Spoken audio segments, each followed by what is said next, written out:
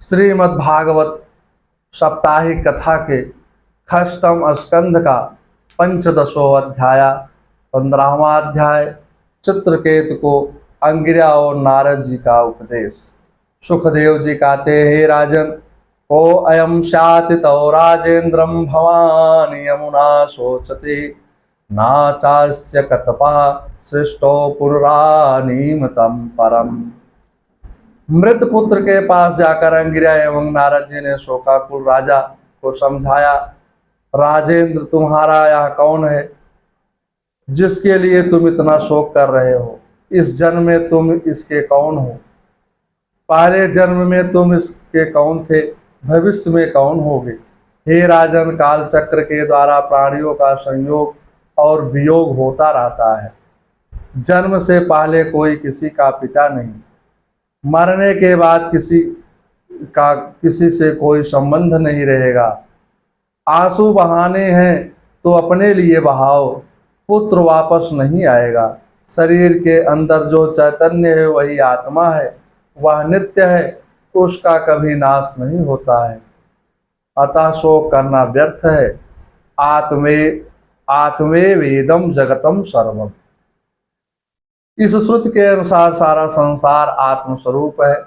इससे शरीर का उसका विभाग अज्ञान ही है। हे राजन, शास्त्रों में 4 प्रकार के पुत्र बतलाए गए हैं। शत्रुपुत्र, शत्रु ही पुत्र के रूप में बदला लेने के लिए आता है। वह माता पिता को दुख देता है, उसकी अर्जित संपत्ति को नष्ट करता है। ऋणा अनुबंध पुत्र, जो पुत्र पूर्व जन्म का कर्जा चुकाने आता है। उदासीन पुत्र, विवाह से पूर्व माता पिता की आज्ञा का पालन करता है, विवाह के बाद माता पिता से उदासीन हो जाता है। सेवक पुत्र, जो पुत्र हमेशा माता पिता की सेवा में ही संलग्न रहता है, जीवन भर माता पिता की सेवा करता है, कभी कटु वचन का या आज्ञा का उल्लंघन नहीं करता है। स्कंद पुराण में पुंडलिक का चरित्र कहा आता है कि माता पिता की अन्य भक्त सेवा में रत पुंडलिक पर प्रसन्न होकर भगवान स्वयं पधारे और कहा, इस तुम्हारी मातृभक्त से मैं बहुत प्रसन्न हूँ।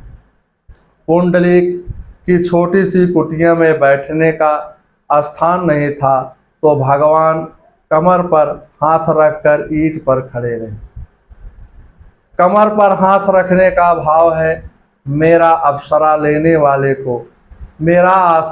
वाले को सहारा कट तक है, अर्थात जीव कभी दुखी नहीं होता है। शोकाकुल राजा चित्रकेत को जब इन दोनों ब्रह्मर्षियों श्री अंगिरा और नारद जी को ने समझाया, तब केतु का शोक कुछ दूर हुआ। तदंतर राजा ने आंसू पोंछकर उन महर्षियों का परिचय पूछा कि महानुभाव, मेरे शोक और धीरज बधाने वाले ज्ञान संपन्न महानुभाव आप कौन हैं? महर्षि अंगिरा ने कहा कि मैं वही तुम्हें पुत्र का वरदान देने वाला अंगिरा ऋषि हूँ। मेरे साथ एक देवर्षि नारद हैं। हे राजन, पुत्र वालों को कैसा क्लेश का अनुभव होता है, यह तुम प्रत्यक्ष रूप से देख चुके हो। हे राजन, गंधर्व नगर के समान स्त्री पुत्राद की आसक्त जीवों को ही दुख देती है। सभी जीव अनित्य एवं क्षणभंगुर हैं। हे राजन, इन सब की आसक्त छोड़ करके भगवान की आराधना करो, तुम्हें इसी से शांति मिलेगी। एताम मंत्रो प्रसदम प्रतीक्षम प्रयतो मम याधार्यम सप्तरादातम दृष्टम शंकरषणम प्रभो। देवर्षि नारद ने कहा, हे राजन, तुम एकाग्रचित्त से मुझसे यह मंत्रोपनिषद ग्रहण करो। इसे धारण कर अपने से 7 रात्र में ही तुम भगवान शंकरषण का दर्शन होगा। प्राचीन काल में भगवान शंकरषण आदि ने श्री शंकरषण देव के ही चरण कमलों का आश्रय लिया था। तुम भी बहुत जल्द ही भगवान के उसी परम पद को प्राप्त होगे। श्रीमद्भागवत साप्ताहिक कथा के षष्ठम स्कंद का पंचदश 15वां अध्याय समाप्त हुआ। अथ षोडशो अध्याय 16वां अध्याय। 16वें अध्याय में चित्रकेतु को वैराग्य तथा शंकरषण देव के दर्शन। अथ देवर्षि राजन संप्रेतम निपात जनम दर्शयत्यम वास्यम ज्ञाते मनसोचिताम। सुखदेव जी कहते हैं, हे राजन, तदंतर देवर्षि नारद ने मृत राजकुमार के जीवात्मा को शोक का कुल परिजनों के समक्ष बुलाकर कहा, जीवात्मन, देखो तुम्हारे ये सभी सुहृद माता पिता तुम्हारे लिए कितना विलाप कर रहे हैं। अपमृत्यु होने के कारण तुम्हारी आयु शेष है। तुम दोबारा इस शरीर में आकर पिता द्वारा किए गए सुख भोग को उपभोग करो। जीवात्मा ने कहा, कस्मिन् मन्मयी महापितरम मातरो भवन कर्म विप्रामाणस्या देवताक्तो निरोष्णम। हे देवर्ष, मैं अपने कर्मों के अनुसार देवता मनुष्य आदि योनियों में जाने कितने जन्मों से भटक रहा हूँ। उनमें ये किस जन्म के मेरे माता पिता हैं। संसार में कोई किसी का कोई भाई बंध माता पिता नहीं है। जीव अविनाशी है। अहंकार के कारण जीव का शरीर में महत्व है। यह शरीर विकारों का पुंज है, मलमूत्र का भांड बर्तन है, मिट्टी के खिलौने के समान नश्वर है, आत्मा अविनाशी है। यह कहकर जीवात्मा अदृश्य हो गया। सभी ने शोक परित्याग कर उसका पारलौकिक संस्कार किया। चित्रकेतु का भी आत्मज्ञान जगा। नारद जी ने प्रसन्न होकर के चित्रकेतु को शंकरषण मंत्र का उपदेश दिया। चित्रकेतु ने 7 दिनों तक केवल जल पीकर तपस्या की और भगवान का पार्षद बना। अंतःकरण शुद्ध हो गया। उसके समस्त पाप नष्ट हो गए। शोक मोह जाता रहा। भगवान ने प्रकट होकर कहा, हे राजन, नारद जी के उपदेश और मेरे दर्शन से तुम सिद्ध हो चुके हो। चित्रकेतु को दर्शन देकर भगवान अंतर ध्यान हो गए। श्रीमद्भागवत साप्ताहिक कथा के षष्ठम स्कंद का षोडश 16वां अध्याय समाप्त हुआ। अथ सप्तमो अध्याय 17वां अध्याय। चित्रकेतु को पार्वती का श्राप। यथा संहृतो अनंतस्य कृत्ये दिशे नमः विद्याधरस्यत्यं ते तुस्यचारं गगने चरा। हे परीक्षित, जिस दिशा में भगवान शंकरषण अंतर ध्यान हुए उसी दिशा को नमस्कार करके चित्रकेतु विद्याधारियों के साथ आकाश में विचरण कर रहा था। उसी समय कैलाश धाम में शंकरषण जी पार्वती जी का जन्म होता है। प्रत्येक स्त्री पुरुष को नारायण के रूप में देखने से वासना नहीं होगी। नारायण के रूप में देखने से वासना नहीं होगी। चित्रकेतु ने सांसारिक वासना से शिव पार्वती को देखा। शिव पार्वती को भरी सभा में बैठक ना देखा था। कामदेव ने शिव जी से युद्ध करने की इच्छा प्रकट की। शिव जी ने कहा, हे कामदेव, मैंने तुम्हें एक बार तो जला दिया है। कामदेव ने कहा, हे प्रभु, समाधि में बैठ कर जलाना कोई बड़ी बात नहीं है। समाधि की अवस्था में तो कोई भी जीव मुझे जला सकता है। मेरे मन में एक छोटी सी आकांक्षा शेष है कि भरी सभा में आप श्री पार्वती को आलिंगन करें। मैं उसी समय आपके ऊपर काम बाण चलाऊंगा। उस समय आप निर्विकार रहें, तब मैं समझूंगा कि आप अजय हैं और महादेव हैं। शिव जी तैयार हो गए। पार्वती को बद्ध करके वह नारीश्वर नटेश्वर बन गए। कामदेव ने उन्हें विचलित करने की पूरी कोशिश की, किंतु सफलता नहीं मिली। कामदेव ने पराजय स्वीकार कर ली। कामदेव ने भगवान शिव को की शरण ग्रहण की। चित्रकेत इन सारी बातों से अनभिज्ञ था। चित्रकेत ने पार्वती के समक्ष उसका उपहास करते हुए कहा, ए श्लोक गुरुम साक्षात् धर्मम वक्तम शरीराणाम आस्ते मुखम सभायाम वै मिथुनो भोयम भार्या।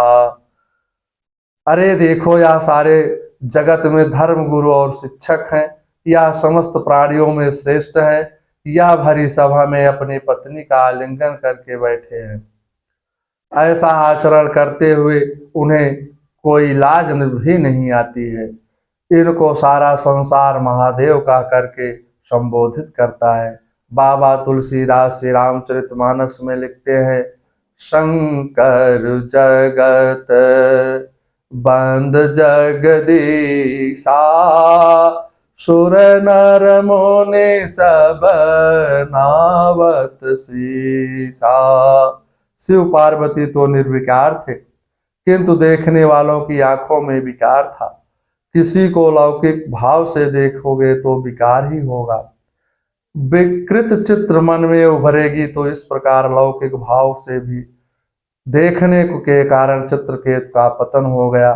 चित्रकेत की निंदा से शिव जी के ऊपर कोई प्रभाव नहीं हुआ। ज्ञान गंगा के कारण शिव जी के मुखमंडल पर कोई अपमान का भाव नहीं दिखाई दिया, लेकिन पार्वती को बहुत बुरा लगा। पार्वती तो जगत के जीवों की माता हैं, शंकर जी समस्त जीवों के पिता हैं। जगता पितरो वंदे पार्वती परमेश्वरो। रघुवंश महाकाव्य में श्री श्री कालिदास जी लिखे हैं, पर माता जी ने बालक जीव को सुधारने के लिए श्राप दिया, क्योंकि माता को जो जीव कुदृष्टि से देखता है उसका पतन हो जाता है। अतः पार्वती जी ने चित्रकेत को श्राप दे दिया। अतः पापे सिम योनिमासुरी याहि दुर्मते अथेयम भूयो मातम ना करता पुत्र किलवशम। हे दुर्मते, तुम पापमय असुर योनि में जाओ। ऐसा होने से तुम फिर किसी महापुरुष का अपराध नहीं कर सकोगे। चित्रकेत पार्वती माता से क्षमा मांगने लगा। चित्रकेत विमान से उतरकर पार्वती जी के चरणों में गिर पड़ा। श्राप को स्वीकार कर कहने लगा, हे माता, यह जीव अज्ञान से मोहित हो सुख दुख भोगता है। संसार में सुख दुख देने वाली कुटुंब को बुद्धि है। संसार चक्रम एतास्मिन् जंतु ज्ञान मोहितम भर्यान सुखम चा दुखम चा भुगन्ते सर्वत्र सर्वदा। संपूर्ण जगत कर्म बंधन से जकड़ा हुआ है, जीव को माया ही नचा रही है। हे माता, सुख दुख को देने वाला ना तो अपनी आत्मा है और ना तो कोई दूसरा है। इस प्रकार क्षमा याचना कर चित्रकेत ने शिव पार्वती के प्रसन्न कर लिया। पार्वती के श्राप के कारण यही चित्रकेत दानव योनि का आश्रय लेकर त्वष्टा से दक्षिणाग्नि में पैदा हुए। मन चित्रकेत शुभ कल्पना से सुखी तथा अशुभ कल्पना से दुखी होता है। नारद जी तथा अंगिरा जैसे संतों के समागम से मन बुद्धि ऊर्ध्वगामी होते हैं। मन में सात्विक काम जगे, इसलिए इसके लिए लक्ष्मी नारायण का सतत पूजन करो। विष्णु सत्व गुण के अधिपति हैं, उनकी सेवा से सात्विक भाव जागृत होता है। सात्विक बाबा तुलसीदास श्री रामचरितमानस में लिखते हैं, सात्विक श्रद्धा धेनु सुहाई जो हरि कृपा हृदय बस जाए। विषयों के चित्र अंदर होते हैं, आंख मूंद कर बैठोगे तो बाहर आवेंगे। इन चित्रों को मिटाने के लिए लक्ष्मी नारायण की सेवा करनी चाहिए।